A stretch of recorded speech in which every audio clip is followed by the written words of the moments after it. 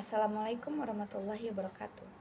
Perkenalkan, nama saya Reva Yunda Melki dengan NIM 2314010267.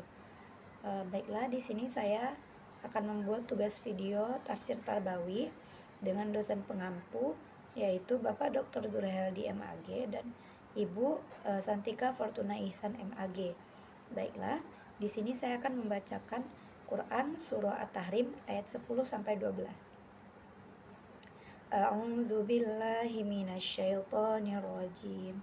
Bismillahirrahmanirrahim.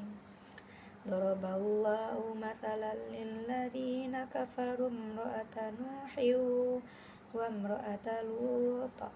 Kanata tahta abdaini min ibadina salihaini fakhanatahuma falam yughniya anhuma minallahi syai'an wa qila adkhulan nar ma'ad dakhilin.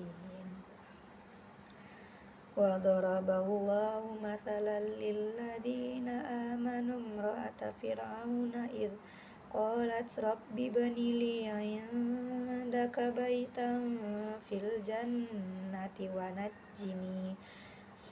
najjini min fir'auna wa 'amalihi wa najjini minal qaumiz zalimin. Wa Maryam ibnata Imran allati ahsanat farjaha fanafakhna fihi min ruhina wa saddaqat bi kalimati rabbiha wa kutubihi wa kanat minal qanitin. Artinya yaitu Allah membuat perumpamaan bagi orang-orang kafir, istri Nuh dan istri Lut. Keduanya berada di bawah pengawasan dua orang hamba yang soleh di antara hamba-hamba kami. Lalu kedua istri itu berkhianat kepada kedua suaminya, tetapi kedua suaminya itu tidak dapat membantu mereka sedikit pun dari siksa Allah. Dan dikatakan kepada kedua istri itu, masuklah kamu berdua ke neraka bersama orang-orang yang masuk neraka. Dan Allah membuat perumpamaan bagi orang-orang yang beriman. Istri Fir'aun ketika dia berkata, "Ya Tuhanku, bangunkanlah untukku sebuah rumah di sisimu dalam surga. Dan selamatkanlah aku dari Fir'aun dan perbuatannya. Dan selamatkanlah aku dari kaum yang zalim." Dan Maryam putri Imran yang memelihara kehormatannya. Maka kami tiupkan ke dalam rahimnya sebagian dari roh ciptaan kami. Dan dia membenarkan kalimat-kalimat Tuhannya dan kitab-kitabnya. Dan dia termasuk orang-orang yang taat.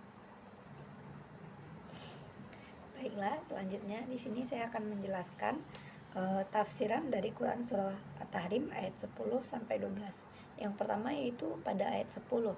Menurut Ibnu Katsir, ayat ini menunjukkan bahwa nasab atau hubungan keluarga tidak menjamin keselamatan seseorang. Kedua istri Nabi itu berkhianat, bukan dalam arti zina, tapi secara akidah. Mereka tidak beriman kepada risalah yang dibawa suaminya. Selanjutnya itu pada ayat yang ke-11, menurut Ibnu Katsir, istri Fir'aun yang disebut di sini adalah Aisyah binti Muzahim. Contoh keimanan luar biasa. Walaupun hidup bersama pemimpin paling kejam, ia tetap taat kepada Allah dan memilih mati dalam iman daripada tunduk pada kekafiran suaminya. Selanjutnya yaitu tafsiran pada ayat ke-12. Menurut Ibnu Katsir, Maryam menjadi simbol kesucian, keimanan, dan ketundukan kepada Allah. Allah memuliakannya dengan kelahiran Nabi Isa tanpa ayah sebagai tanda kekuasaannya. Baiklah, selanjutnya di sini saya akan menjelaskan relevansi Quran surah At-Tahrim ayat 10 sampai 12 dengan pendidikan. Yang pertama yaitu relevansi pada ayat yang ke-10. Relevansinya yaitu pendidikan tanggung jawab pribadi, menekankan bahwa kesolehan tidak bisa diwariskan atau menular secara otomatis. Setiap orang bertanggung jawab atas keimanannya sendiri. Menanamkan nilai kejujuran dan loyalitas terhadap kebenaran, bukan pada kedudukan atau relasi keluarga. Pendidikan kritis dan mandiri. Seseorang harus mampu menilai kebenaran secara mandiri, bukan sekadar ikut-ikutan meskipun orang terdekat benar. Selanjutnya itu relevansi pada ayat yang ke-11. Teladan keberanian moral dan keteguhan iman. mengajarkan peserta didik untuk berani membela kebenaran, meskipun berada dalam tekanan atau lingkungan yang tidak mendukung. Pendidikan karakter kuat Aisyah adalah simbol dari keteguhan prinsipnya, inspiratif terutama bagi pelajar yang mengalami tekanan atau pengaruh negatif dari lingkungan. Nilai spiritual tinggi. Doa Aisyah menggambarkan orientasi akhirat dan visi hidup yang besar. Bisa ditanamkan dalam pembentukan visi hidup peserta didik. Selanjutnya yaitu relevansi pada ayat yang ke-12.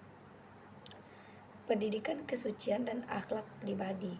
Maryam adalah teladan ketakwaan, kesucian diri atau iffah, dan ketundukan kepada Allah.